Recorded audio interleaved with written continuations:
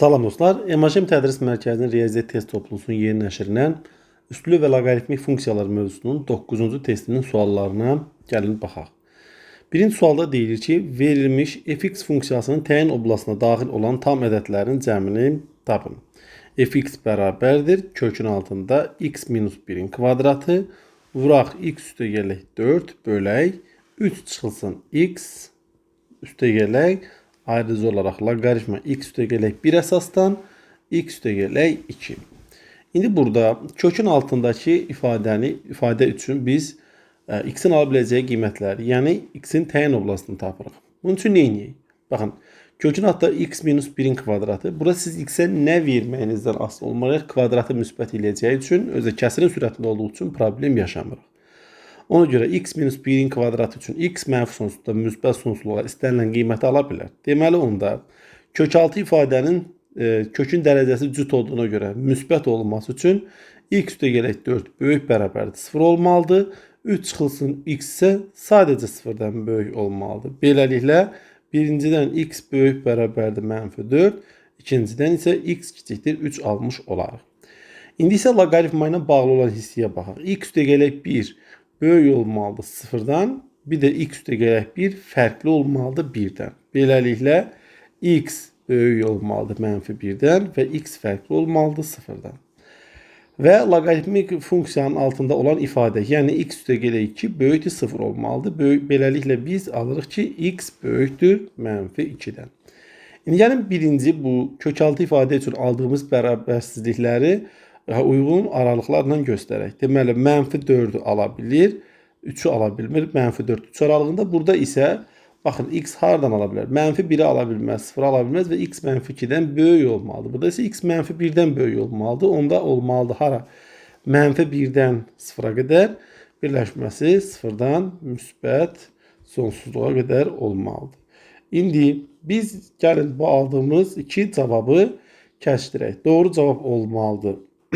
Mənfi 1 0 aralığı və birləşməsi 0-3 aralığı.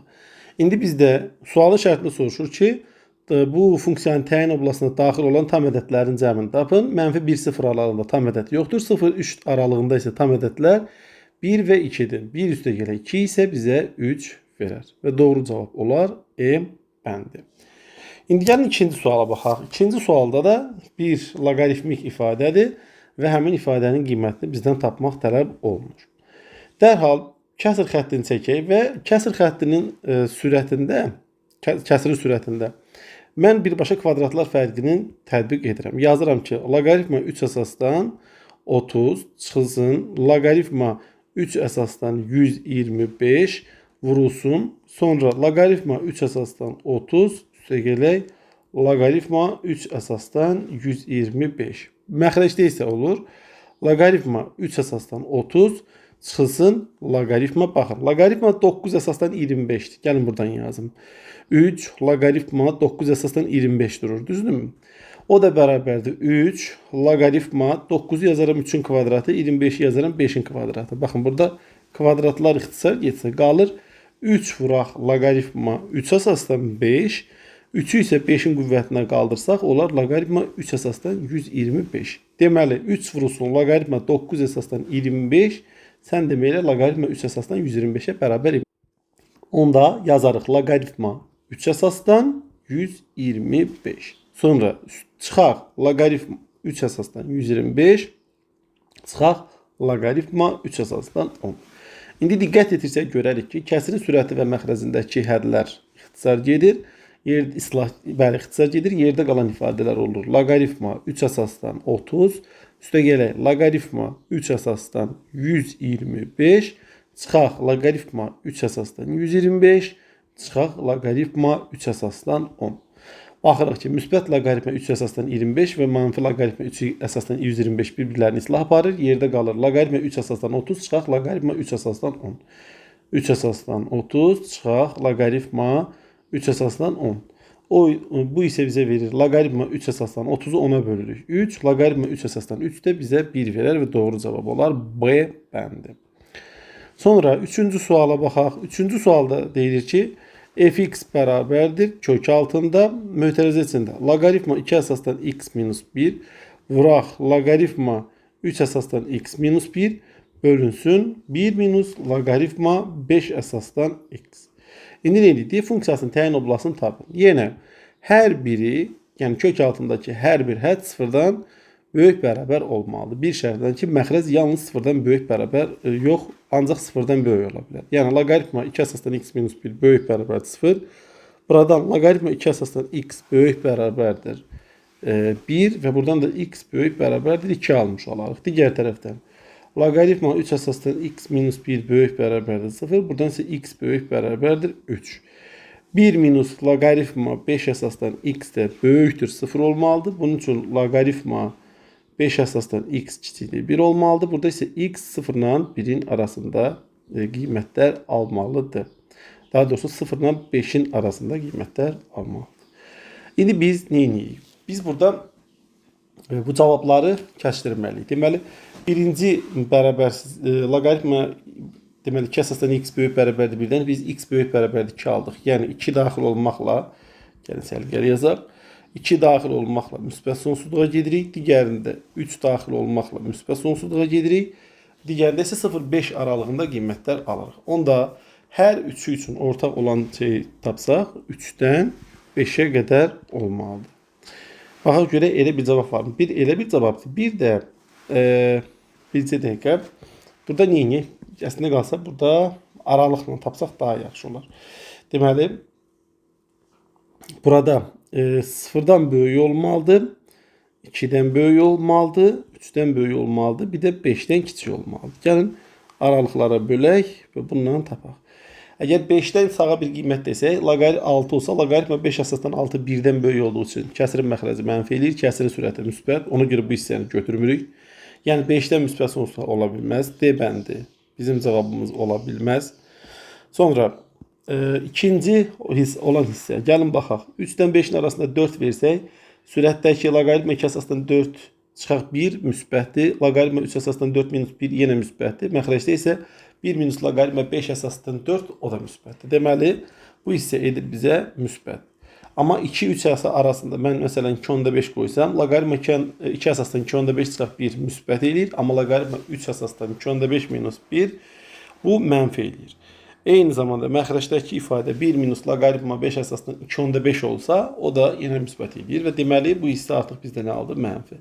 0-2 aralığında isə 1-i versək, deməli, burada artıq məxrəcdə, məsələn,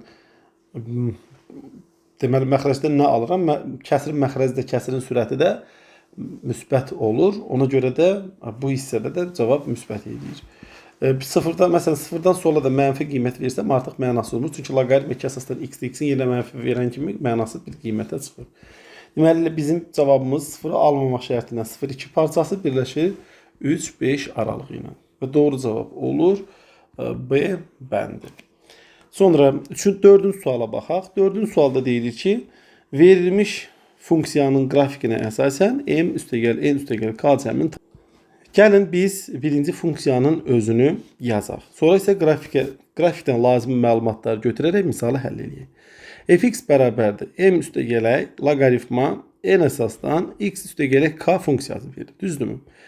İndi şəkildə baxırıq ki, burada qırıq-qırıq xətlərlə x bərabərdir mənfi 4 verir. Yəni bu verilmiş x bərabərdir mənfi 4 nöqtəsi verilmiş funksiyanın şaqili asimtotudur.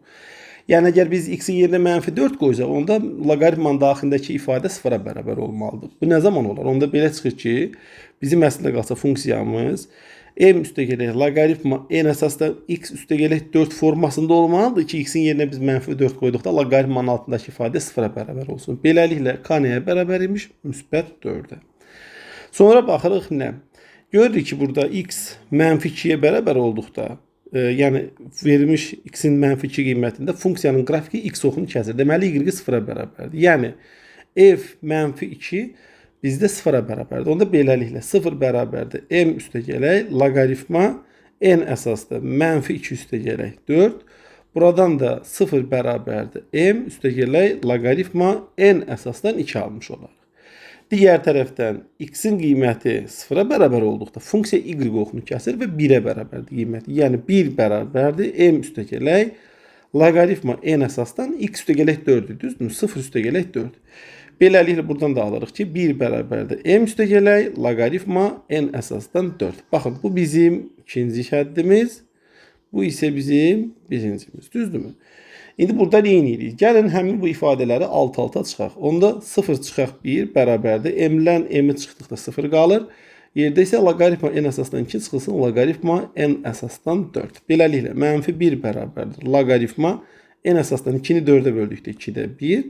Sonra nə edirik? Biz buradan n üstü -1 bərabərdir 2-də 1 alırıq. Buradan isə n bərabərdir 2 olur. Deməli, mənim n-min də qiyməti 2-yə bərabərdir. İndi axırıncı bu ifadədən 1 bərabərdir m üstəgələk loqaritma 2 əsasdan 4 yazarıq. 2 əsasdan 4 bizə 2 verir. M üstəgələk 2 bizə 1 verirsə m də bərabərdir -1 olar. Beləliklə m üstəgəl k cəmi üçün m-ə -1, n-ə biz nə aldıq? N-ə 2, k-ya isə neçə aldıq? 4. Beləliklə 2-nin üstə 4 gəldikdə 6, bir də 1 çıxdıqda, -1 də üzərinə əlavə etdik və yaxud altdan da 1 çıxdıqda 5 almış olarıq ki, doğru cavab da edər D bəndi. Sonra 5-ci suala baxaq. 5-ci sualda deyilir ki, verilmiş funksiyanın qiymətlər oblastını tapın. Deməli, fx bərabərdir loqaritma. Baxın, kotanges pi bölək 3-ü biz əvəzinə yaza bilərik 1 bölünsün kök altda 3. Mötərizəsində isə 3 kök altda 3 sinus 2x üstəgələk 6.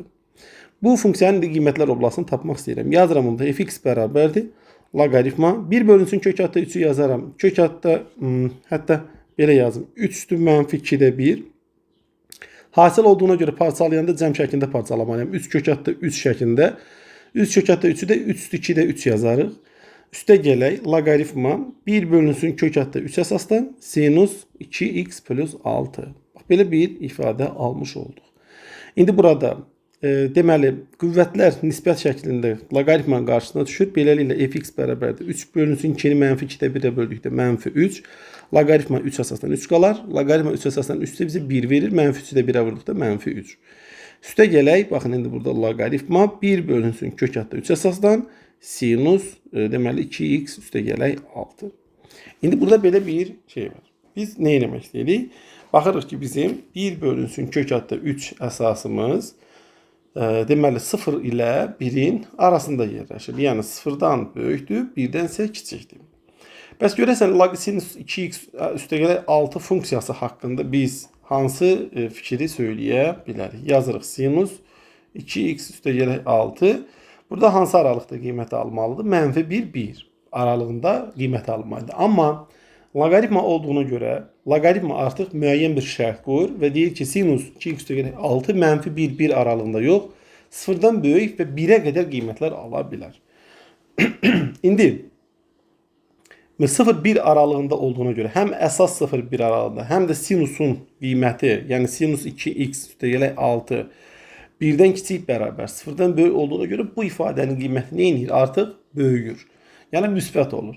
Və bu ifadənin qiyməti müsbət sonsuzluğa qədər gedir. Siz sadəcə orada deməli 0-1 aralığında x-in qiymətini artıra getdikdə o halda ifadənin qiyməti müsbət sonsuzluğa doğru gedir. -3 üzərinə də gəldikdə deməli bu ifadə əslində qalsa bağışlayın x bərabər sinus 2x üstəgələk 6 1-ə bərabər olduqda bu ifadənin qiyməti 0 olur. 0-ın üstə -3 gəldi, -3 edir. Yəni bu ifadənin ən kiçik qiyməti -3-dür və biz -3-dən hara doğru getməliyik? Müsbət sonsuzluğa doğru getməliyik. Çünki ümumiyyətlə yenə də deyirəm ki, bu ifadədə yəni loqaritma 1 bölünsün kök altda 3 sinus 2x plus 6-nın qiyməti müsbət eləyə bilməz. Ən böyük qiyməti 0-dır onsuzdan. Daha doğrusu mənfi eləyə bilməz. Ən kiçik qiyməti 0-da, ən böyük qiyməti müsbət sonsuzluğa doğru gedir. Beləliklə cavabımız -3 müsbət sonsuzluq arası olar ki, cavab da B bəndinə uyğundur. 6-cı sual belə bir sualdan test toplusunda da biz rastlaşmışdıq. Ümumiyyətlə belə bir şey var. Əgər loqaritmanın əsası nə qədər arta gedirsə, yəni baxırsınızmı, diqqət yetirin, burada həm əsas, həm də loqaritm altındakı ifadələr arta gedir. Burada belə bir qaydamız var. Əslində qalsa belə bir sualın salınmağını mən düzgün qəbul eləmirəm. Çünki bu tip suallar, nə bilim, sıra artan, azalan sıra. Konkret bir hesablana bilən qiymət olsa, hə, amma bunlar hansı cədvəl qiymətlərdir. Sadəcə belə bir qaydanı yadınızda saxlayın ki, deməli, əgər həm loqaritmanın əsası, həm də loqaritmanın altındakı ifadənin qiyməti eyni zamanda arta gedirsə, biz bilirik ki, həm əsas, həm də hər ikisi artdıqsa, belə deyim də, həm əsas, həm də daxildəki funksiya biz ən böyük olanı elə ən böyük götürməliyik. Baxın, burada bunların içində əsası olan, ən böyük olan B-dir. Həm də deməli, loqaritmanın altındakı ifadəsi də ən böyük olan yenə B-dir. Ona görə ən böyüyü B-dir.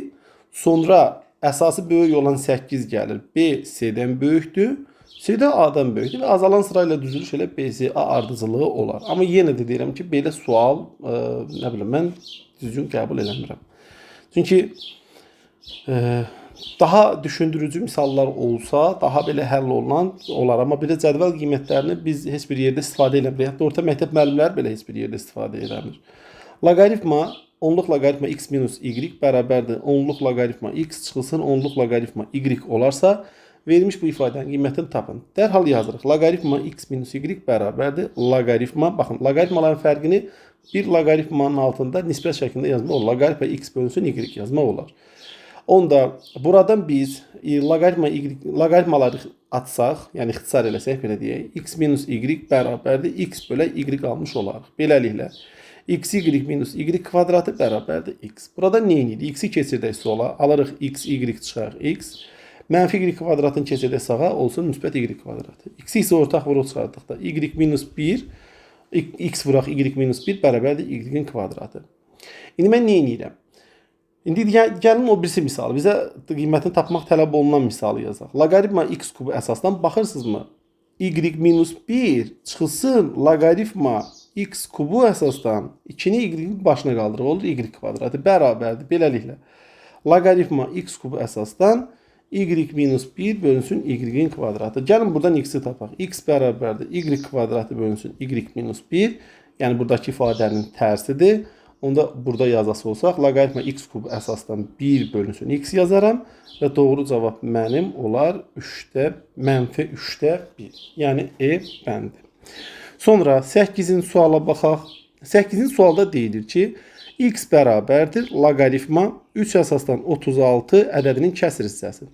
Baxın, loqaritma 3 əsasdan 27 bərabərdir 3-dür.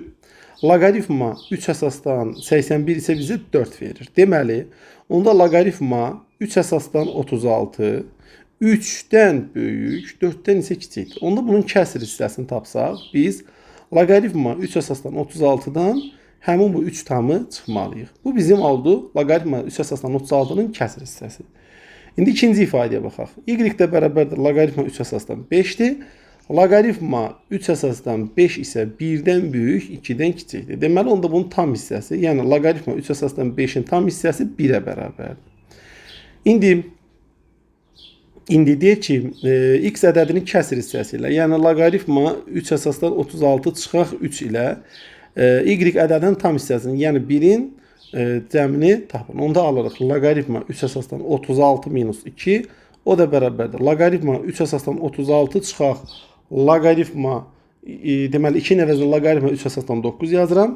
O da bərabərdir. Loqaritma 3 əsasdan 36-dan loqaritma 3 əsasdan 9-u çıxdıqda qalır loqaritma 3 əsasdan 4. Və doğru cavab olur C bəndi.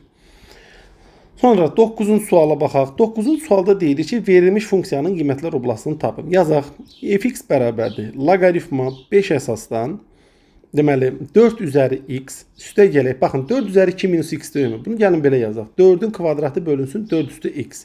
Üstə gələk, digəri isə 7 üzəri, o kəsirdən də azad eləsək, gərək belə yazaq da. Loqaritma 7 əsasdan 117. Baxın, indi burada loqaritma 7 əsasdan 7 qüvvə əsası gedir. Düzdürmü? Yerdə qalır nə? Alırıq ki, fx bərabərdir loqaritma 5 əsasdan, ortaq məxrəc eləsəm, ortaq məxrəc 4 üstü x-dir. 4 üstü x-in kvadratı. Üstə gələk 117 vurulsun 4 üzəri x. Bu şəkildə yazarıq. Bir də üstə gəlinsin 16. Bu formada yaza bilərik. Sonra Sonra bu formada yaza bilərik. Ya da ki, gəlin belə bir şey eləyək. Belə bir ifadə yazaq da. Elə qüvvəti mənfi olaraq saxlayaq. Yazaq elə 4 üstü x, 4 üstü x, üstə gələk 4 üzəri 2 minus x, üstə gələk 117. Çünki belə daha rahat olar. İndi bu funksiyanın qiymətlər oblasını tapmaq istəyirəmsə, mən loqaritmanın altındakı ifadənin ən kiçik ala biləcəyi qiyməti tapmaq istəyirəm. Bunun üçün neyin yedik? Ən böyük, ən kiçik qiyməti tapmaq üçün. Verilmiş ifadənin törəməsini x-ə görə alıb, indi burada x-dən asılıdır. Sıfıra bərabər götürüb həll eləməliydik ki, baxaq görək x-in hansı qiymətində bu funksiya ən kiçik qiymətini alırdı.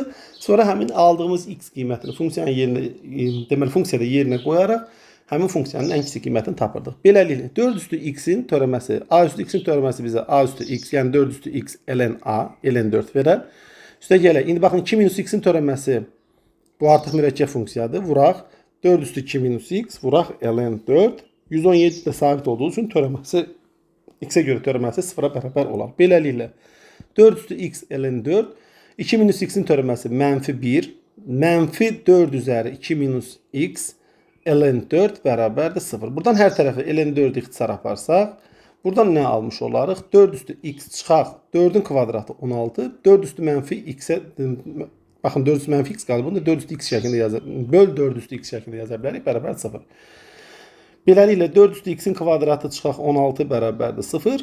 4 üstü x çıxaq 4 vurulsun 4 üstü x üstə gəl 4 bərabərdir 0.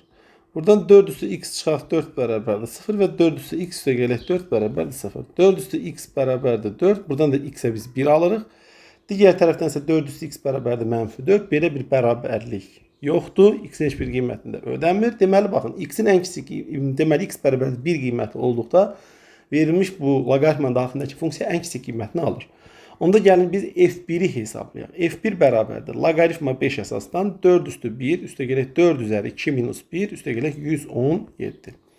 Deməli 2-dən 1 çıxanda 1, 4 üstü 1 4, 4 üstə gəl 4 8, 117 üstə əlavə elədikdə 125, loqaritma 5 əsasdan 125 almış olarıq ki, bu da 3 eləyir. Yəni ən kiçik qiymət 3-dür. Deməli 3-dən nə olmalı? Müsbət sonsuzluğa qədər getməli ki, doğru cavab da edər A bəndi. Sonra 10-cu suala baxaq. 10-cu sualda deyilir ki, fx bərabərdir arc sinus 2 üzəri 5 bölünsün x kvadratı minus 16 və üstə gələk arc kosinus 4 üzəri x kvadratı minus 6x üstə gələk 5 funksiyasının təyin oblastını tapın. Baxın, arcsinus funksiyasının təyin oblasti mənfi 1 parçasıdır. Deməli, amma arcsinusun daxilində artıq üstü funksiya durduğuna görə bu funksiyanın arcsinus 2 üzəri 5 bölünsün x kvadratı minus 6-da artıq mənfi 1 parçasını yox, biz yazmalıyıq. Sıfırı almamaq şərtindən 1-ə qədər. Yəni, 2 üzəri 5 bölünsün x kvadratı minus 16 sıfırdan böyük olmalıdır. 1-dən isə kiçik bərabər olmalıdır. Biz də bilirik ki, üstü funksiya olduğuna görə sıfırdan həmişə böyükdür. Onda 2 üzəri 5 bölünsün x kvadratı çıxaq 16 üçün ancaq kiçik bərabərdir 1 şərti qalır. Onda 2 üzəri 5 bölünsün x kvadratı minus 16 kiçik bərabərdir 2 üstü 0 olar. Baxın, buradan 5 bölünsün x kvadratı minus 16 kiçikdir bərabərdir 0 almış olarıq. Halbuki sıfırdan bu ifadə sıfıra bərabər ola bilməz. Bu ifadə sıfırdan kiçik olmalıdır. Bunun üçün x mənfi 4 aralığında qiymətlər almalıdır. Eyni qayda ilə, baxın, sağ tərəfdə arc kosinus 4 üzəri x kvadratı minus 6x plus 5 idi. Burada da qiymətlər çoxluğu mənfi 1 idi. Amma yenə də üstü funksiya olduğuna görə sıfırı almamaq şərtindən 0-1 aralığı olur. Yəni, deməli, 4 üzəri x kvadratı çıxaq 6x plus 5 sıfırdan böyükdür, amma 1-dən kiçik bərabərdir. Beləliklə, 4 üzəri x kvadratı minus 6x plus 5 kiçik bərabər 4 sıfırdan. Yəni x kvadratı çıxaq 6x plus 5 kiçik bərabər 0-dan və buradan biz cavab olaraq 1-5 parçasını almış olduq. İndi biz bu iki cavabı kəsdirəsi olsaq, olmalıdır nə? Biz almalıyıq 1-dən 4-ə qədər. 1-i alır, 4-ü isə ala bilmir. 1, 4 və doğru olur cavab C bəndi.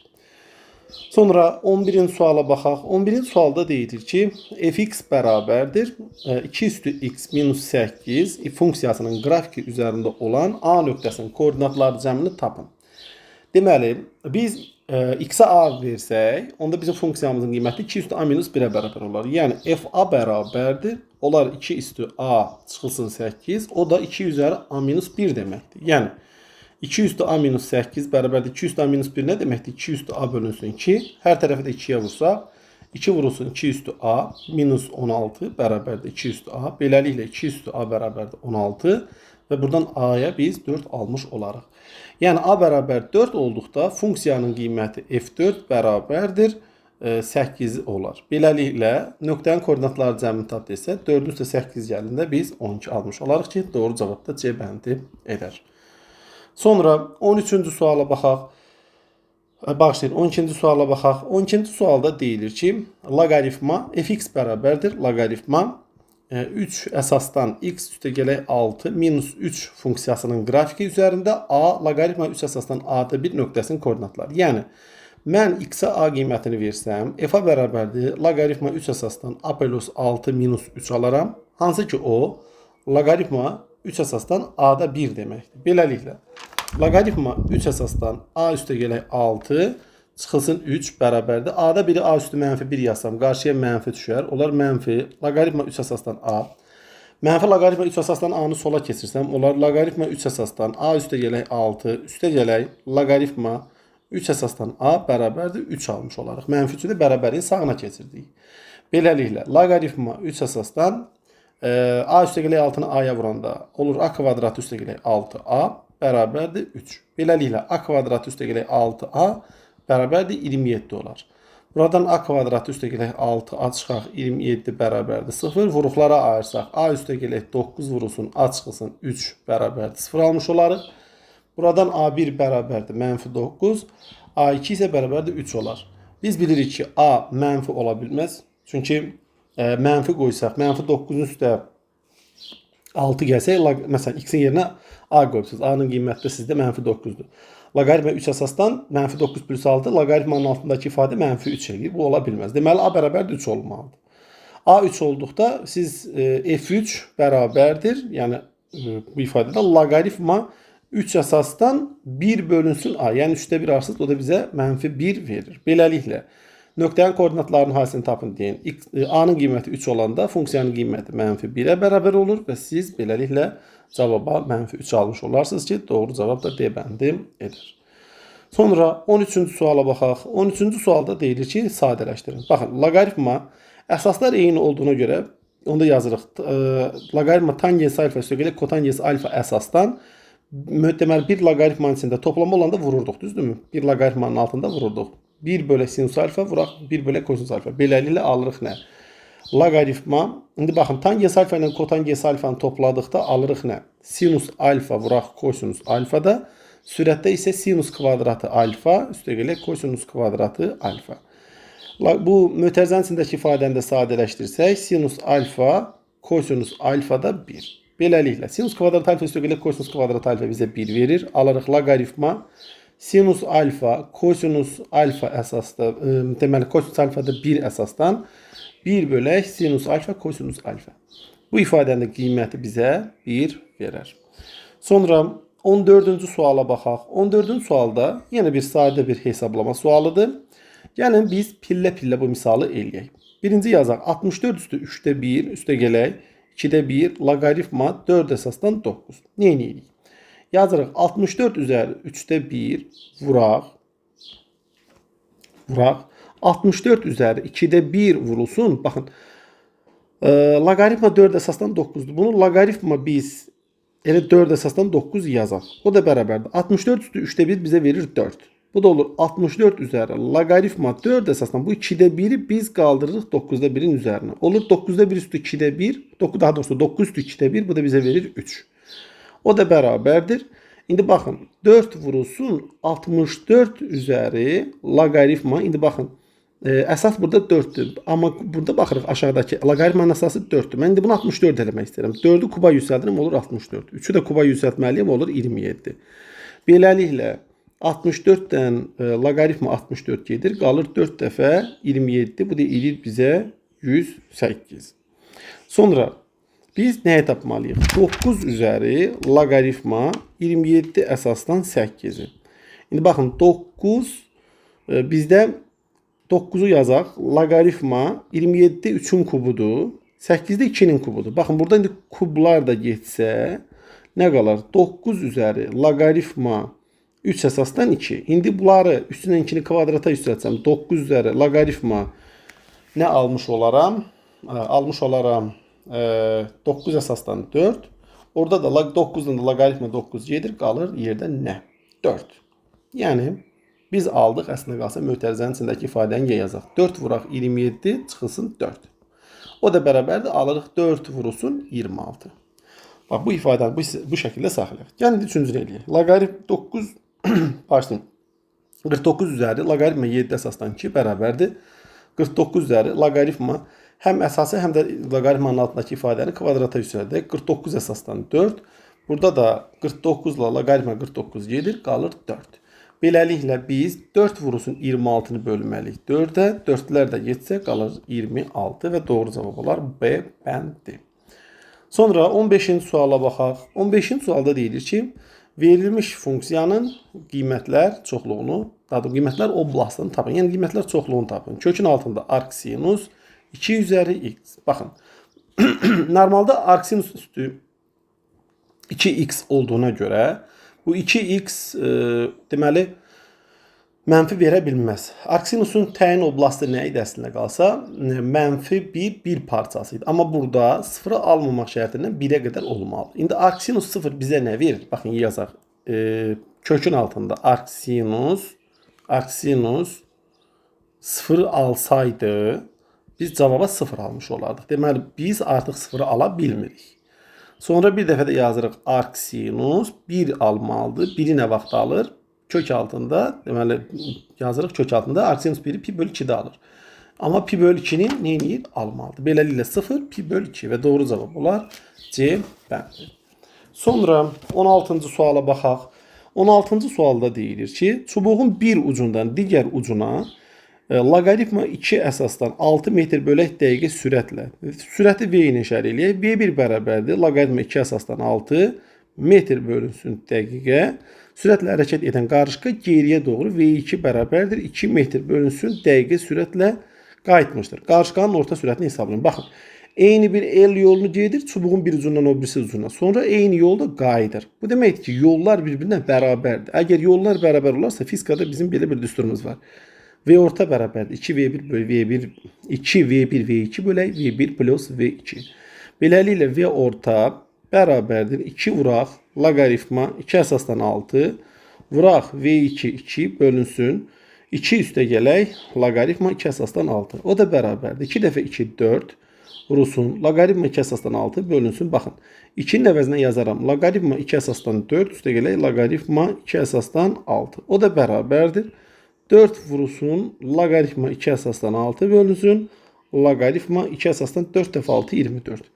O da bərabərdir. 4 vurulsun. Logaritma 2 əsasdan 6'ın logaritma 2 əsasdan 24'ə böldükdə alırıq logaritma. Deməli 4 vurulsun. Logaritma 24 əsasdan 6 və doğru cavab da olar A bəndir. Sonra 17-ci suala baxaq. 17-ci sualda deyilir ki, f üzəri mənfi 1 x minus 2, yəni f funksiyasının tərsinin x minus 2-dəki qiyməti logaritma 2 əsasdan x minus 3 bölünsün x üstə gələk 3 üstə gələk 6 şəklində olarsa fx funksiyasının qiymətlər kublasını tapın. Birinci gəlin biz f mənfi 1 x'i tapaq. Bunun x olması üçün biz x'i x üstə gələ 2 ilə əvəzləməliyik. 2 üstə gələ 2-dən 2 çıxanda x qalsın. Onun beləliklə fx bərabərdir. Logaritma 2 əsasdan x-in əvəzinə x plus 2 yazmışdıq. Çıxaq 3 bölünsün. X plus 2 üstə gələ 3 üstə gələ 6. Beləliklə f mənfi 1x bərabərdir. Logaritma 2 əsasdan x minus 1 bölünsün. X üstə gələk 5 üstə gələk 6. İndi burada funksiyanın qiymətlər çoxluğunu tapın deyirsə, fx funksiyasının qiymətlər çoxluğunu tapın. Biz bilirik ki, tərs funksiyada təyin və qiymətlər çoxluğu qarşılıqlı olaraq yerini dəyişirdi. İndi burada deməli əslində qalsa bu fx funksiyasının qiymətlər oblasti, bax bu tərs funksiyanın təyin oblastıdır. Təyin oblastını tapmaq üçün logaritmanın altındakı ifadəni sadəcə 0-dan böyük götürmək lazımdır. Yəni x minus 1 bölə x plus 5 böyükdür 0 olmalıdır. Beləliklə x böyükdür 1-dən, x böyükdür mənfi 5-dən olmalıdır. Əgər biz intervallar üsulundan yazsaq, mənfi sonsuzda mənfi 1'ə birləşməsi 1-dən müsbət sonsuzluğa olmalıdır ki, doğru cavab da A bəndi edər. Sonra 18-ci suala baxın. 18-ci sualda deyilir ki, loqaritma A əsaslan x, loqaritma B əsaslan x və loqaritma C əsaslan x funksiyalarının qrafikinə əsasən ABC ədədlərini müqayisə edin. Baxın, loqaritma B əsaslan x-in qrafikindən görürük ki, B burada nədir? Müsbət əsasdır. Yəni B sıfırdan böyükdür. B sıfırdan kiçik ola bilməz. Hətta ki, onsuz da B-yə də fərqi də 1 veririk. Onu da bilirik. Digər əyrilərdən görürük ki, burada A və C artıq burada onlar da, daha doğrusu B sıfırdan böyükdür, yox. B 1-dən böyükdür yazmalıyıq. Bağışlayın, burada yanlış yazdım. B 1-dən böyükdür. Amma C və A-ya görə deyirik ki, həm C, həm də A 0 ilə 1-in arasında yerləşir. Amma bunlardan hansı daha böyükdür? Və yaxud da hansı, yəni C mi böyükdür? Bəli, A mı böyükdür? Gəlin indi belə bir şey yazaq. Biz x-i gəlin 4 verək, x-ə 4 verək. Məsələn, hesablayaq, C belə deyək də, bir dəfə hesablayaq ki, loqaritma 0 ilə 1-in arasında əsası qiymət verməli ilə loqaritma 2-də 1 əsasdan 4, bir də loqaritma neçə olsun? 4-də 1 əsasdan 4 olsun. Loqaritma 2-də 1 əsasdan 4 bizə verir -2, loqaritma 4-də 1 əsasdan 4 də bizə verir -1. İndi burada şəkil üzərində baxsaq, yəni baxın, buranı birləşdirsək 2 nöqtəni belə deyək. -1 bura olar, -2 də bura olar, düzdürmü? Deməli, onda belə çıxır ki, C bizdə 4-də 1-ə bərabər imiş. A isə bizdə 2-də 1-ə bərabər imiş. Onda belə çıxır ki, A da C-dən böyükdür. Deməli, B böyükdür A-dan, o da böyükdür C-dən. B, A, C isə bizdə B bəndinə uyğun gələr. Doğru cavab olar B bəndi. Sonra 19-cu suala baxaq. 19-cu sualda deyilir ki, verilmiş bu iki bərabərliyə əsasən loqaritm 36-nı x və y ilə ifadə edin. Deməli, indi yazırıq x bərabərdir LG. 18.000 belə yazmaq olarmı? 18 üstəgələ LG 1000 şəklində. Baxın, LG 18 nədir? 2 LG, başlayın, bunu bir dən yazaq. LG, 18-i nətər yazarım? 2 vurulsun 9, üstəgələ LG 1000-ə də yazarıq 3. O da bərabərdir. Buradan da biz bu loqaritmanın altındakı hasili loqaritmla cəm şəklində yazsaq, onlar LG2, üstəgələ loqaritma 9 olar. 9 üçün kvadratı yazarıq. Kvadrat düşür qabağa. Onlar 2 loqaritma 3, üstəgəlsin 3. Bax, belə bir formada yazdıq. Deməli, x bərabərdir nəymiş? LG2, üstəgələk 2 LG3, üstəgələk 3.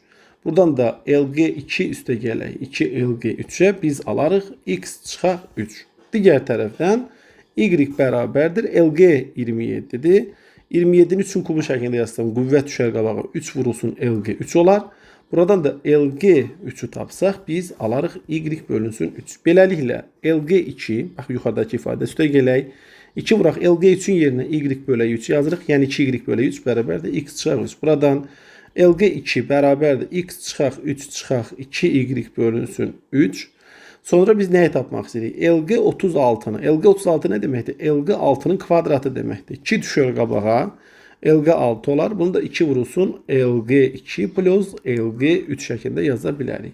O da bərabərdir 2 vurulsun LG2-nin yerinə yazarıq x çıxaq 3 çıxaq 2y bölünsün 3. Üstə gələk y bölünsün 3. O da bərabərdir 2 vurulsun x çıx 3 çıxaq y bölünsün 3. O da bərabərdir 2 vurulsun ortaq məxrəc deməli 3-dür. 3-də 3x çıxaq 9 çıxaq y qalmış olarıq. 2-yə də vursaq 6x çıxılsın 2y çıxılsın 18 bölünsün 3 almış olarıq ki, doğru cavab da A bəndinə uyğundur. İndi gəlin 20-ci suala baxaq. 20-ci sual sonuncu sualdır.